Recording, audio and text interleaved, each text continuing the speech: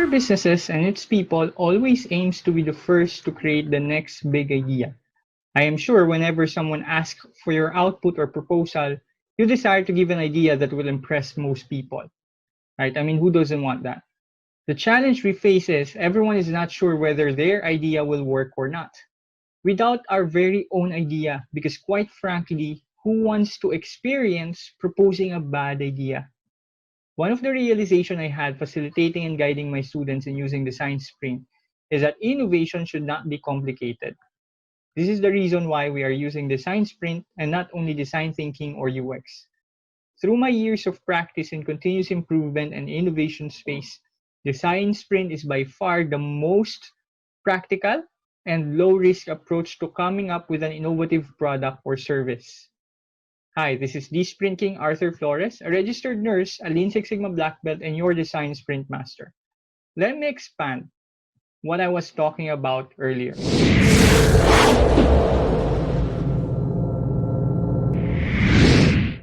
First, what is design sprint? Design, from its meaning, diba? It is a plan or a protocol for carrying out or accomplishing something. But I like how Steve Jobs defined it. Design is not just what it looks like and feels like. Design is how the entirety works, meaning the functionality, the features, the hardware, the software, it's everything in it, right? Sprint, on the other hand, layman's term would be running at a full speed, right, over a short distance of time. Now, in product development, though, when you use the word sprint, it refers to a set period of time during which a specific work has to be completed and made ready for review. Meaning, you didn't just came up with an idea or a plan or a proposal, but rather you've also tested that idea, that proposal with your target customers, and you've gotten feedback, right? And that's what I like with design sprint. Right, you don't only have an idea, but you've also tested it with your actual customers. So merging the definition of design and sprint is actually a business strategy for innovation that uses both behavior science and design thinking. So I want you to take note of that. It uses also design thinking because we'll go through it later. And what's more, the sprint part is that it is only within 4 days that you should be able to accomplish all of it, meaning from thinking of solutions up to the point of testing it with a customer, including decision making and understanding the customers, right? All within 4 days. Now, there are a lot of design methodologies that you may encounter out in the market, and the most famous design methodologies are UX, design thinking, and design sprint, and that's what you will see here on the screen, right? So there are 3 main design methodologies that you could actually use for innovation strategy, but we are leaning towards design sprint. And here's the reason why. Comparing the 3, all of them has a structure. UX, design thinking, and design sprint. All of them follows a certain structure.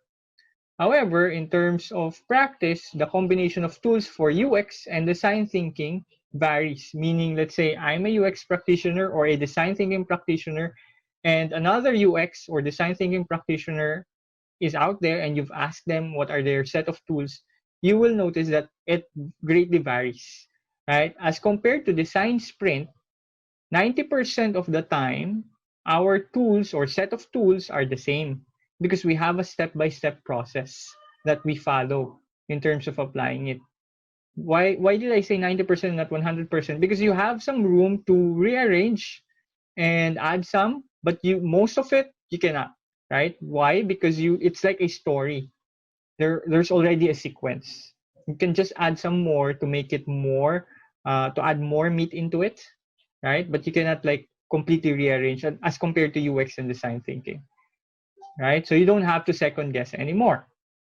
Now the focus area for UX and design thinking, they are both, UX is heavy on user research, design thinking is heavy on customer empathy, while design sprint balances the insight from both the user and the business, right? So what's the difference of this in terms of practice? UX, when I say heavy on user research, is that you already have tools or rather a product or service or a system or a software, you just want to ensure that the experience of the customer in using your product or your service is good. So that's why you do user research. As compared to design thinking, you may have or you don't have a product or a service. You will try to understand what the pain points of the customers are, and then you will use that to stimulate discussion or ideation, right? Again, that's the difference between UX and design thinking. UX, you already have a product or a service. You just want to ensure that the experience of the customer, or you identify the pain points of the customer to tweak your product or service. Design thinking, on the other hand, dives deeper with the customer, understand their pain points, and use that to think of ideation, right? Whether they'll create a redesigned product or a new product or service. The science sprint, on the other hand, balances the insight of both the customer and the user, right?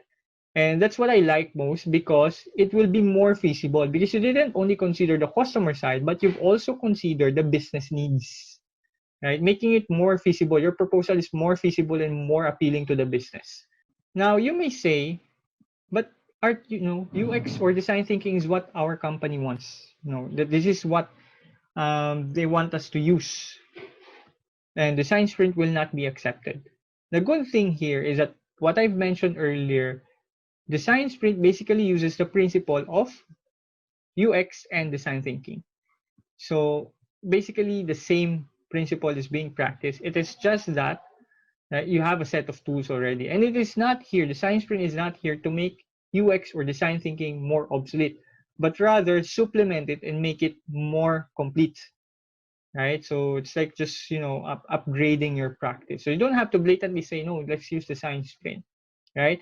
But rather, what you could tell them is, you could add these tools, you could supplement it so that you'll achieve this result, and that's what we are teaching in class.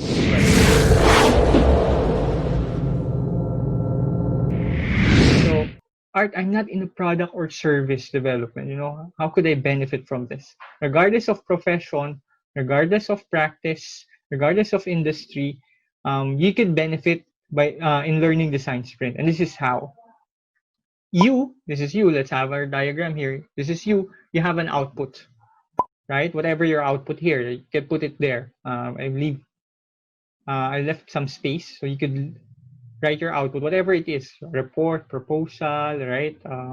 Idea, whatever your output is, because everyone is hired to produce an output.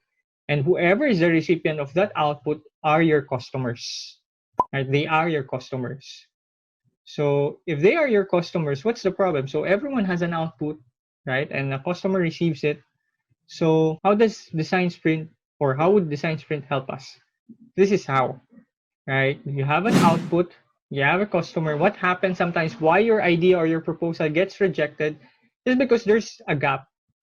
And I would like to call that gap the non-marketable idea, meaning it's not appealing to them. I'm sure you've experienced it one point in time wherein you are so sure about your idea, but then on the receiving end, they were not so happy. They look confused. They don't appreciate it that much. And that's because of the non-marketable idea. There is an output gap, right? You have a gap between your output, your product, your service, or whatever your output is, and your customer. They don't get it. What Design Sprint does is bridge this gap.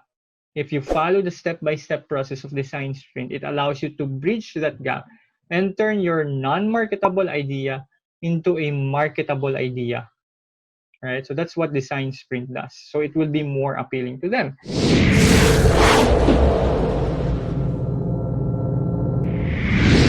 And design sprint is being used, and this is not only design sprint, but rather design as an innovation strategy. Because this is how design sprint can help you regardless of your position or industry.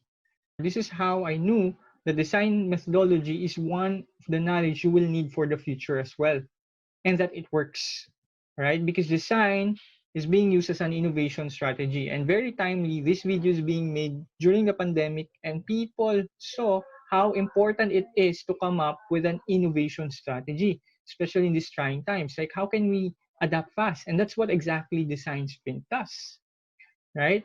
An example would be the 2014 assessment by Design Management Institute, wherein they've listed the companies who uses design-centric methodology, right? Track them and follow them, and they've noticed that these companies actually outperforms the market by over 200%. Meaning, if you're practicing design methodology, you can outperform your competition by more than 200%, according to their studies.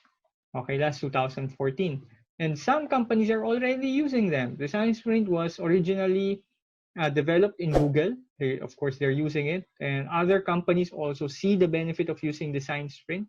You can see the big names here. And we are using it now in the Philippines. My students are using it. They got certified, right? Um, they've produced product or service that is now launched in the market, and they're using it in their business.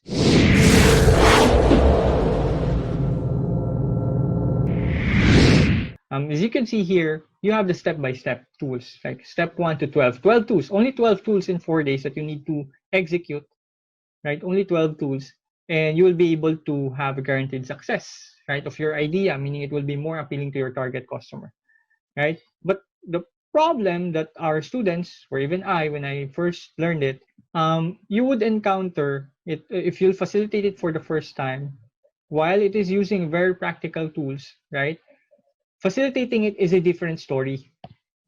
Anyone would be or would get nervous facilitating any methodology for the first time.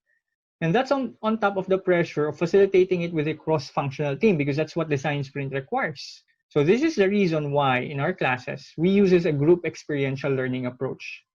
Right? So the experience of facilitating the tools and facilitating it with people you are not familiar with will first be encountered in class, not after the class. So during the class, you will already have an experience in facilitating the tools.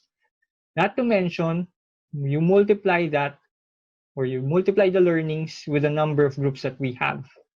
Right? So why? Because you are in a group experiential learning, you will facilitate it in your own group. Other groups would also facilitate it, and you will be learning from them as well. Right? So your confidence and mastery of the methodology will be there, because you will be going out of our class bringing with you multiple experience of facilitating the design sprint. So you never have to worry or get nervous and even doubt your own idea, because if you know how to facilitate the design sprint or you experience it, you already know what will be the result at the end, or how the end would happen, right?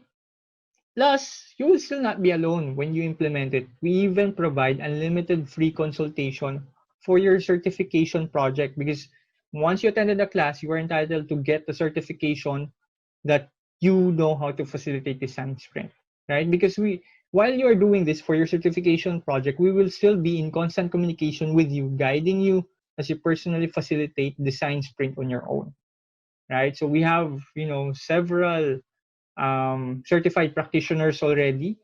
And we even have our change makers event to highlight those who got certified and how they overcome, share their journey and tips on how they've overcome their challenges in facilitating design sprint. Right? So, and this is also the exact reason why we have students, even though they're already practicing UX or design thinking or any other innovation methodology, they still see the need to learn design sprint and undergo our certification process.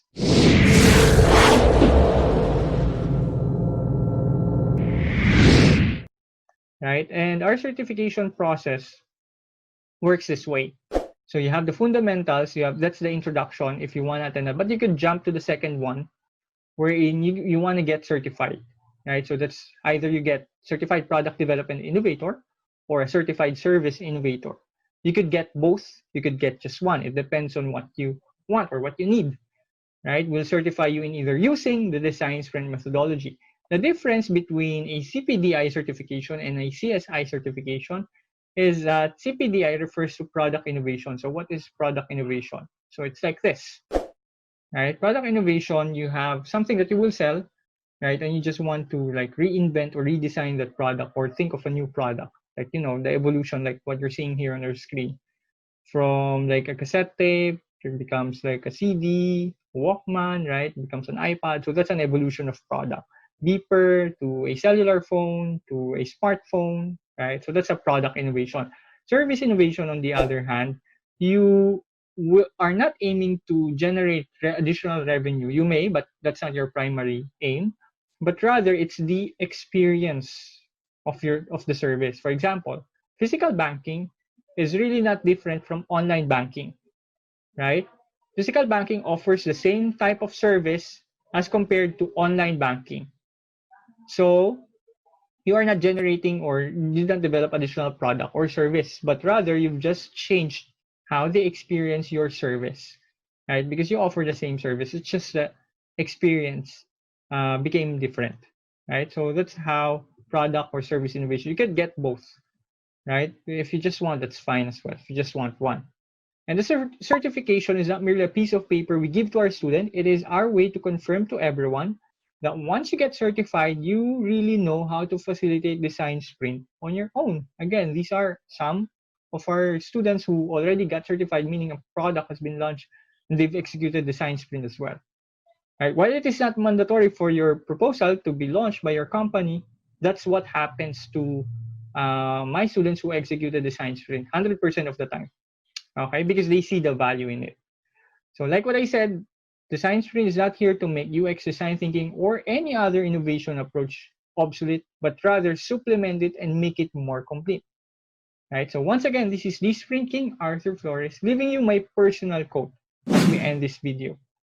Innovation should not really be complicated, right? Because an innovative idea is not one that is rare. It is one that is easily understood and works. See you in our Innovation Design Sprint workshop and be one of the change makers in your company or even in your industry. And never doubt your idea ever again.